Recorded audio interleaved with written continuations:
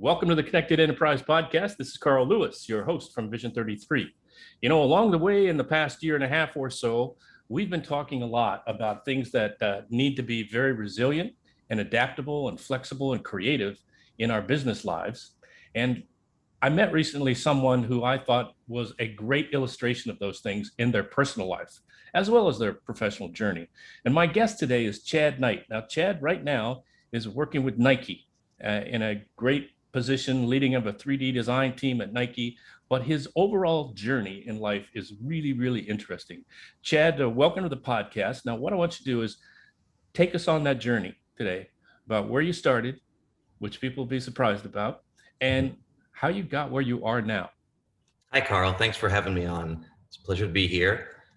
I think off the bat, I was set up for an interesting life. I have parents who are both incredible and incredibly supportive, but approach it from very different angles. My father is very much of the mindset that you can always do better, try harder, don't settle, But then on the flip side, I have a mother her and I are both very into just psychology and things like that. And she's very into just don't beat yourself up, be nice to yourself. So I've always had these kind of conflicting things.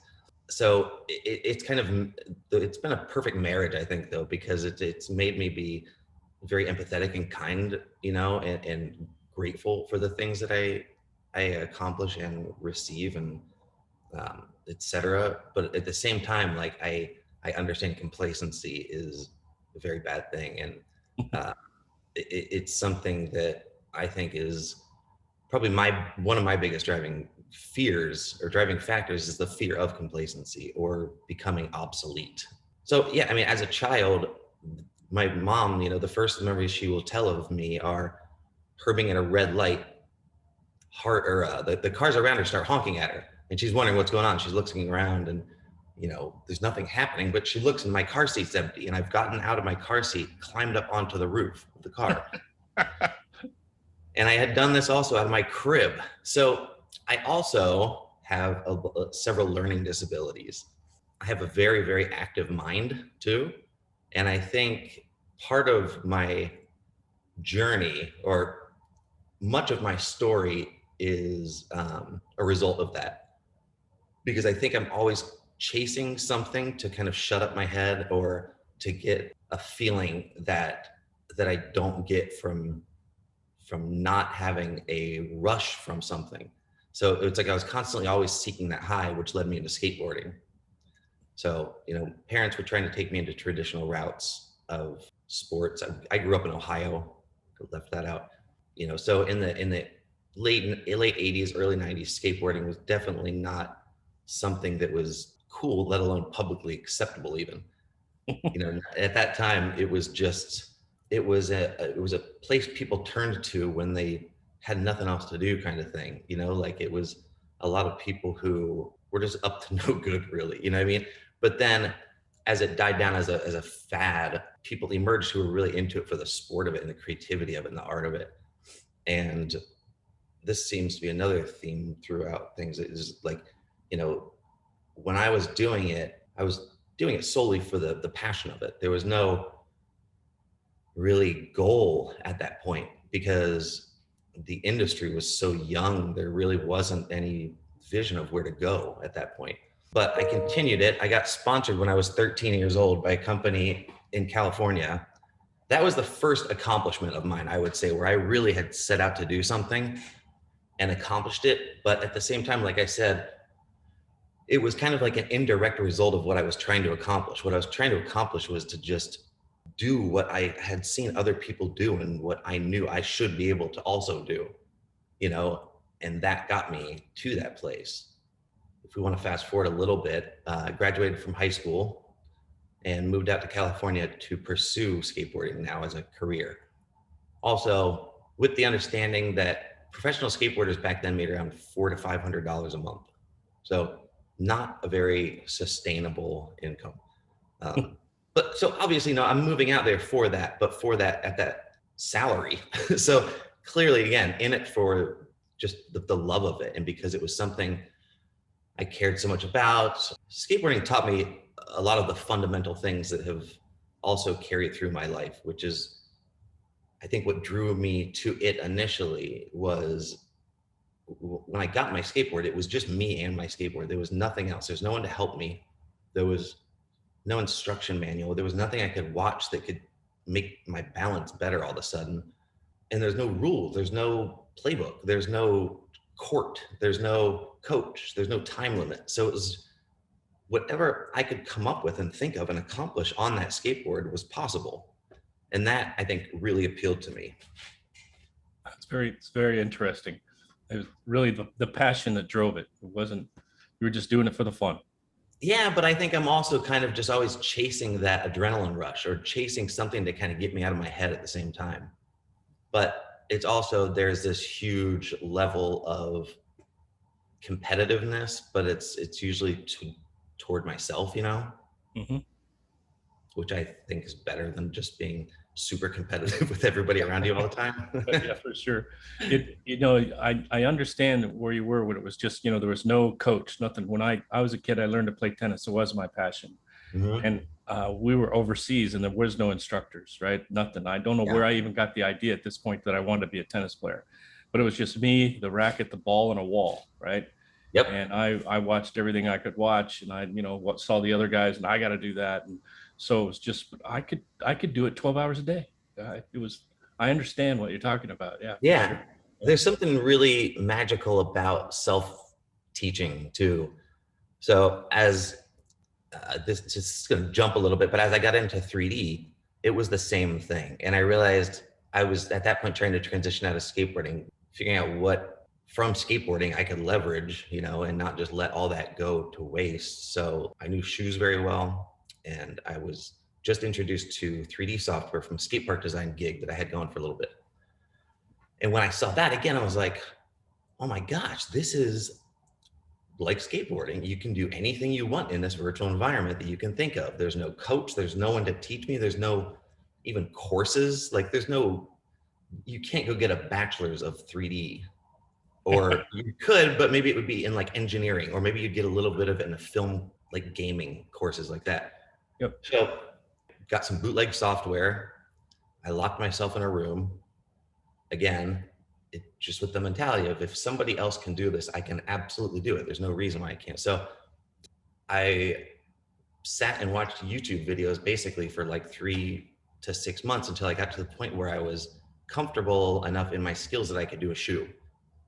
So then I approached some of these skateboard shoe companies that I had worked with in the past or had as sponsors about doing 3D for them. And it just so happened to be the time when 3D printers were coming out, and they were being used in the footwear industry a lot to review samples from Asia. But because it was a small company and it was a new role, there was no one there to onboard me. So I was kind of creating the role and learning the software and learning about shoe development and design all at the same time. My understanding was that if you knew 3D, you knew everything about 3D. You knew all of it. So I learned everything. I learned Rhino, which is CAD, for being able to pull G code out and mill molds, to simulation, to animation, to VFX, motion graphics. I just learned the whole gamut, which I think you take a different approach when you're self-taught and you potentially can miss some things.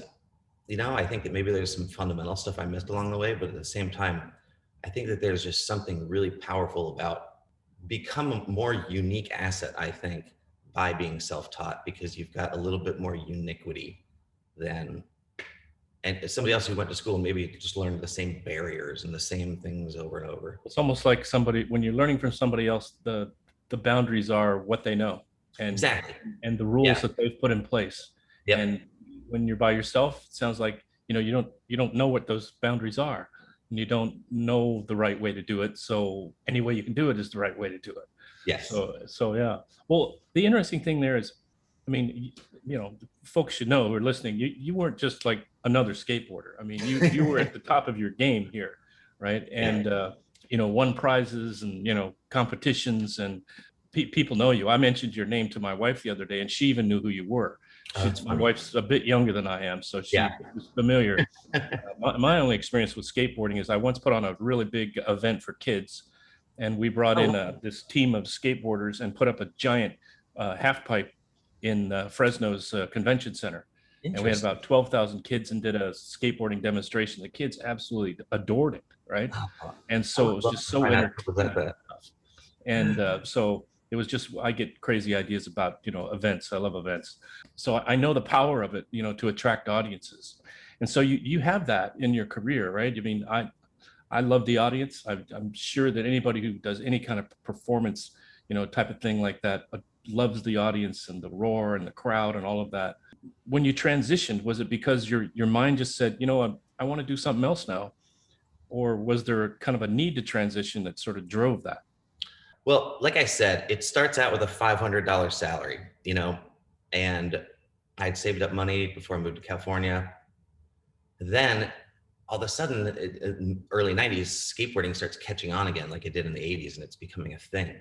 So I get a shoe deal where I have a signature shoe out, and now I'm making six figures, and I'm like on top of the world. I'm 21 or something, I had realized at the point, I'm like, man, I came out here with the hopes of being a skateboarder, being able to at least just check that off my list. Like, I want to be a professional skateboarder one day, check it off the list.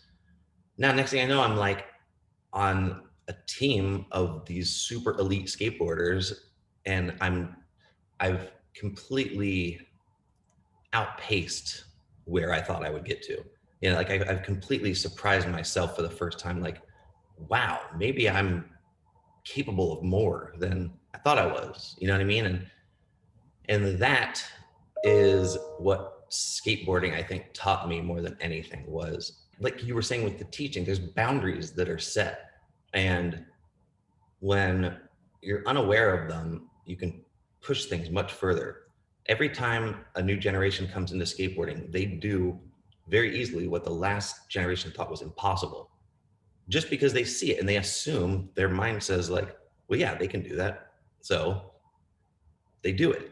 And it's mind blowing how good they've gotten, that progression of it. And it's just because of their perception of it and their understanding. So that's kind of why I'm so passionate about skateboarding. I just think it taught me so many things. It taught me that. It taught me about resilience.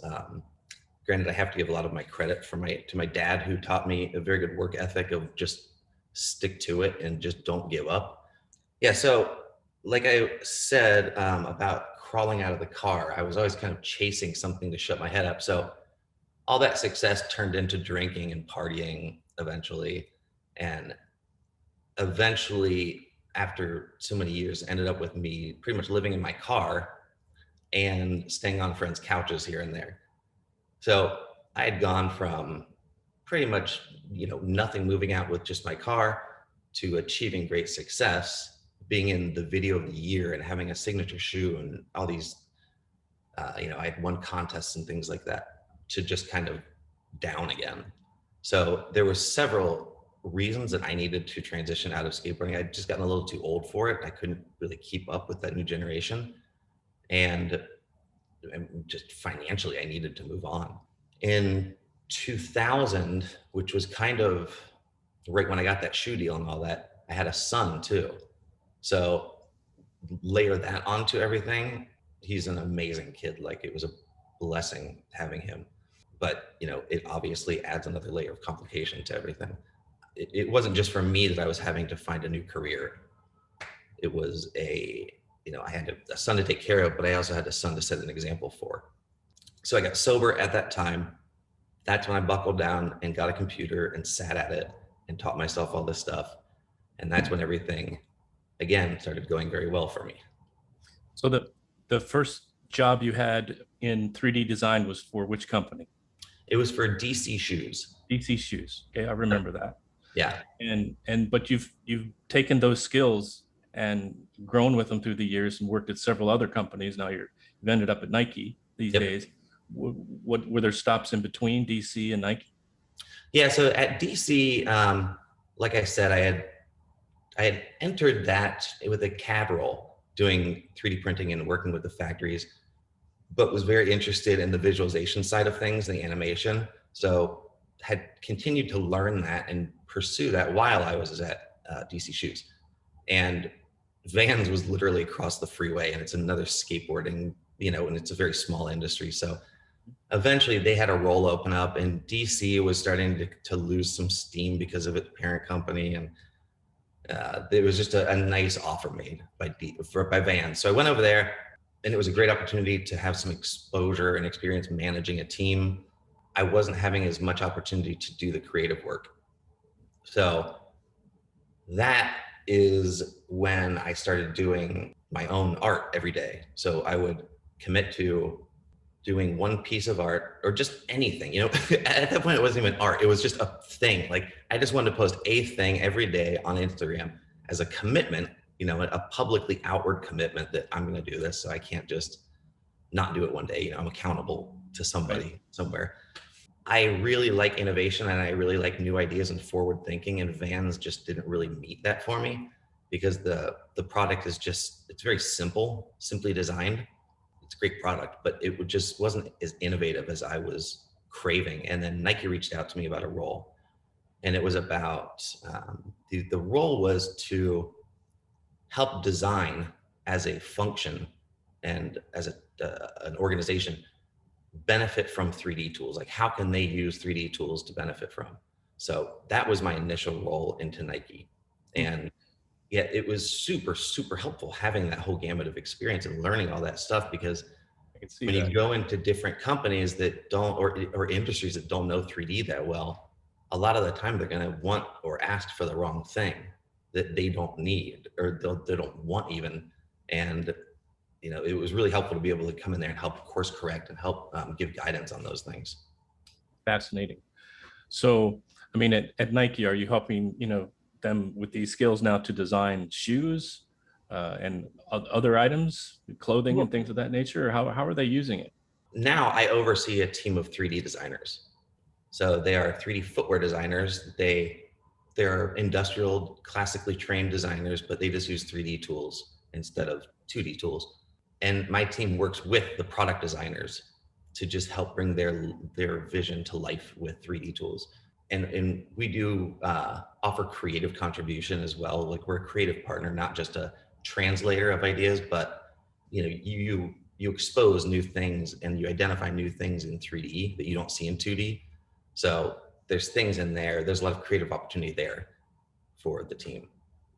So very early on, you started, kind of starting to post a thing every day, kind of get into this discipline of, it's like you had a need to be sure you were continuing to develop this creative side of yourself and do something with it. And that was just pushing you along all this time. But I think I also secretly had, to your point about the audience, like there was very much an association of myself and who I was to that skateboarder. Mm-hmm. And, I think not having that, I felt like kind of void. Maybe my ego wanted a little bit of attention, or, I don't know, because I'm not a huge extrovert, but at the same time, I know that was, like, if I'm honest with myself, part of what I was seeking was that, again, to have like an interaction with a larger audience or community. But yeah, it was the intention was to continue to learn and learn new techniques and new tools so that I could always be on the forefront and know what was happening and be able to have as many tools in my tool set to solve problems when they arose. Very interesting. Now I've seen, and taking a look at some of the 3D art stuff that you've done, and it is beautiful and creative. And it's one of those things you look at and go, how did they do that? I mean, it's just, it's really remarkable. I mean, when was the first time when you really felt like, you had something like that you really wanted to share with the world? I do remember the first time I actually created something that was like, it felt like a piece of art that had gone through me. Like it was an actual reflection of something I wanted to communicate. And it looked like what I wanted to say, kind of, and I couldn't accomplish that with other mediums in the past. So that was, probably 7 years ago at this point, but it kind of clicked with me again, just like this, holy crap, you can really do anything in here as long as you've got the power and the software. in the idea. Yeah. I think that's the key marriage right there, right? Yeah. The software can do so much, but your creativity, your brain, your imagination, right? Yeah. Those things together, right, is what's really, made the work that you're doing now with the art pieces so dramatic. A lot of it's technique driven too. And that again inspires a lot of the work, I think, is just learning a new technique will create a new look, and then that will take it in a direction that will lead it to a certain place. So you've obviously had great success at almost every stage of your life. You've conquered your demons, all right, at some point. Many of us do, by the way. Daily. So, yeah, daily. I like that. That's great.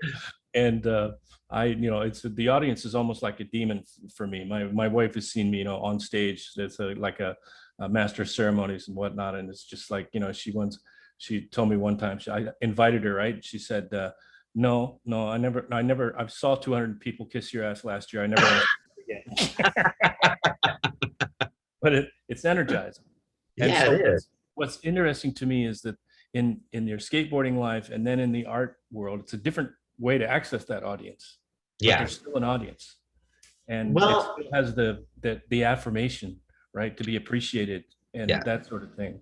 Yes. So yeah, I understand that totally. It's I see that thread, right? Yeah. That thread. Yeah. It's definitely, skateboarding's moved in that direction now, where a lot of it is just kind of an Instagram post of a trick, similar to an Instagram post of a piece of art or just something you made that day. When I was growing up, there wasn't that. We had to send VHS tapes to people and move to the town where the magazines were.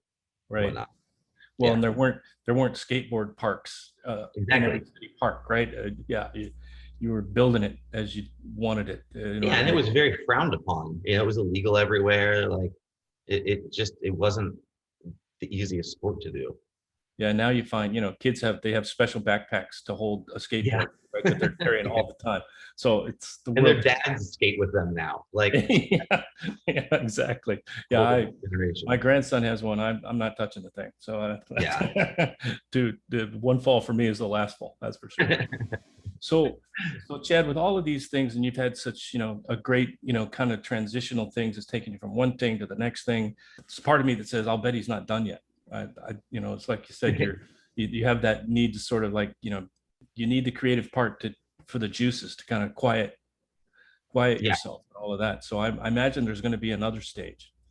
You're like, as I told you when we first met, you just seem like an individual who's done what a lot of businesses over this last year have needed to do. Mm-hmm. We need to make a change. We've got to do things differently. We've got to pivot on a dime. We got to add new products, quickly. Yep. We've got to go to market in an entirely different way. Maybe they never had e-commerce before, and all of a sudden they do. Yeah. But some businesses are kind of struggling with this. Yeah. Right? Yeah. What do you think they need to tap into in order to be able to kind of adapt and change and move on to the next thing, like you've been able to do in your own life? That's a great question. And I think it's different for every company, obviously, given their current position with technology and really, what the business is, et cetera. There's definitely, I would think, a huge shift going toward very simple, easy to use interfaces, interactions, experiences for consumers. But the biggest thing that I see with any company or anybody that's frustrated or, or isn't doing it right, or their company can't get it, it's that they are not coming to terms with how expensive and how hard it is to do this stuff. And they always tend to overestimate what the software can do and underestimate what the expert can do. Because I think what they need to do is they need to find an expert they trust, really, a lot of them. Because if you don't know the subject matter, then it's really hard to navigate that space, especially when we call things all this weird stuff like digital. Digital's literally like just how like my clock is digital, and it's been around forever. And, you have these thresholds in technology. I think there's a great TED talk about it. It's about how we go from tool to system to automation a new threshold, and then we can use what's made from that as a new medium. And then, so it was like you had pneumatic and you had electricity, and then you have digital. And now from digital, we're able to make a medium, which is virtual.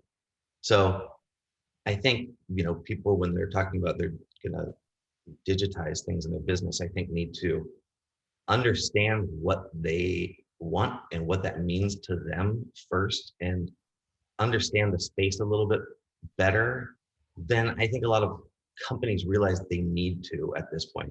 I think a lot of organizations still trust a little bit too much on the software companies, and I think that can be maybe a little bit overpromised when you've got two people who are talking about needs and solutions that don't even understand what the problem is or the opportunity is. Yeah, absolutely. So, yeah, I think that there's, I don't know. Yeah, I mean, it really is something that's coming quick, and I don't think a lot of people realize that it's just like the internet. Like when, in the 90s, there was tons of organizations, I'm sure, saying that they don't need a website. Who needs a website? We don't do that. We're not a web company. Yeah, well, that's just the future of doing business, and everything's going virtually. You've got a virtual reality now we live in. You've got virtual intelligence that we call artificial intelligence. You've got virtual sharing of information and connectivity like we're doing right now. Yep. Like there's virtual versions of everything that are popping up. They just haven't all come together yet. And when that happens, and it's going to be very soon, it will impact every business, I think, and every organization that's out there, regardless of whether or not they're a service business or they produce goods or whatever it is. If you're not looking at this kind of gamification or these game engines and this new layer of reality that's coming, I think a lot of people are going to be caught off guard by it. Yeah, it used to be that, businesses would get a great idea for a product, and they would put everything together to build that product and sell that product and distribute that product, and that's all they did, right? Mm-hmm. We did our innovation, right? It was done, right? Yep. We had our good idea, and Yeah. people went there and worked there for, 30, 40 years. Yep. That does not happen anymore, right? I mean, to survive, it seems like, and this is part of what intrigued me about your story, is businesses have to recreate themselves constantly. Yep. And as individuals, I think more of us than we realize are in that same process. Yeah. Remaking ourselves. Yeah. I mean, you'll find this funny. I mean, you started out as a skateboarder. I went to school to study theology, right? And I end up in the computer IT software business and accounting and all of that stuff, which I never wanted anything to do with. But that's the opportunity that life presented. Right? Yep. And I was meeting with some college kids back a ways, and they asked me how many jobs I've had in my life, and it really made me think. And I actually started writing them down for them. It was like 17, right? Different ones throughout the years. And it's like, okay, some of them are kind of part of the same career, but that dream of like just doing one thing your whole life, I don't think that's reality anymore for businesses, individuals, anybody. So, no, I agree. And I think that it kind of comes back to what I was referencing before, these like thresholds of innovation, and so much already in this physical world that we're running out of stuff to do here. And even with digital, like there's only so many things you can do with it outside of creating a new language and simulating things and doing things in there. But yeah, you look at materials, it's like there's only so many elements. There's only so many things you can innovate on with in the physical world.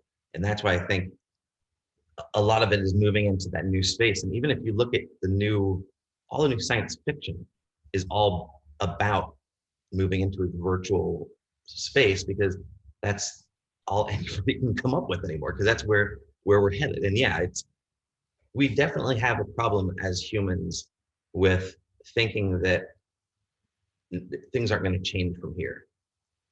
You know what I mean? Like it's so hard for someone to wrap their head around the fact that in 2 years, something dramatically different might change, when it happens every 2 years, without a doubt. Like change is the only constant. So I think you absolutely have to be reinventing yourself constantly.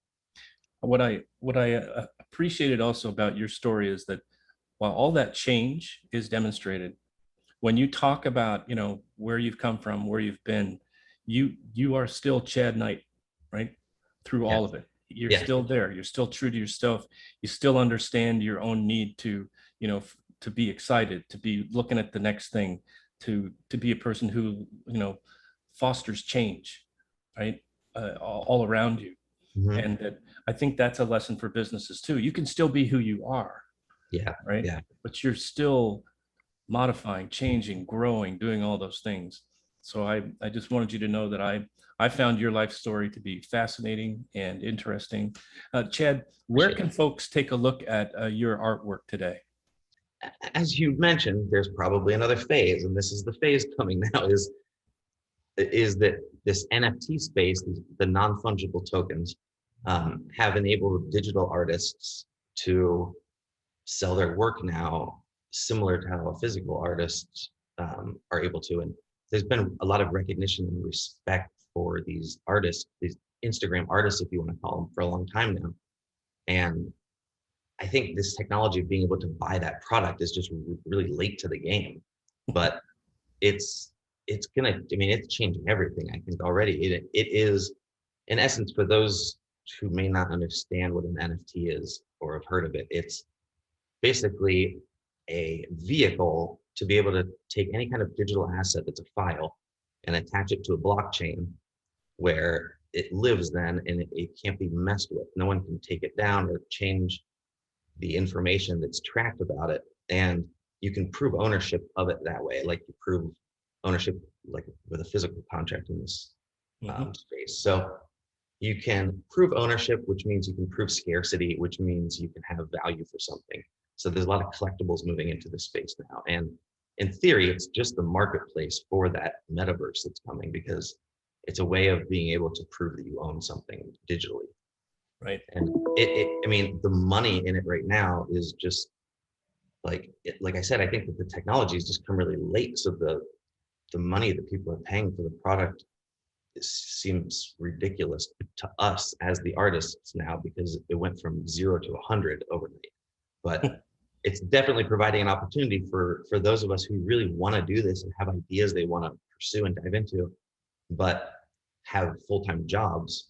There's people out there or that are chasing freelance work all day that now have the finances to be able to explore some of that stuff. And I think it's going to really push the envelope in terms of what people are creating, and even just the whole transition to that, where we're headed is going to be expedited by this, I think. Interesting. So, when I think I just almost just went to the internet and put in your name, and it took me a lot of different places, but I think it was Instagram where I saw most of it. Yes. So yeah, Instagram is my home base, you could say. But also a lot of stuff on Twitter. I have a website that you can get to through my Instagram page, chad-knight.com. You might need to edit that. By Googling me, depending on what exactly you want to find out about me, you can find shoes, skateboarding, art, etc. That's why I said it took me a lot of places, but I that's how I learned about you, is reading a bunch of these different things. It's like, this guy's done everything, guys. Well, Chad, thank you so much for giving me some minutes. And like I said, I find your story, inspiring, and I hope that the folks who listen to my podcast on a regular basis, I don't usually interview individuals like that, but I just felt like this is somebody I'd like to introduce people to. And so best of luck to you in this new endeavor. Thank you very much. Thank you for having me on. It was a pleasure to talk to you, and hopefully we can do this again sometime. That'd be all right with me. Take care, my friend. All right, thank you. You're welcome. For everyone else listening to the podcast today, do as I always say and stay connected to one another and everyone you know. Bye for now.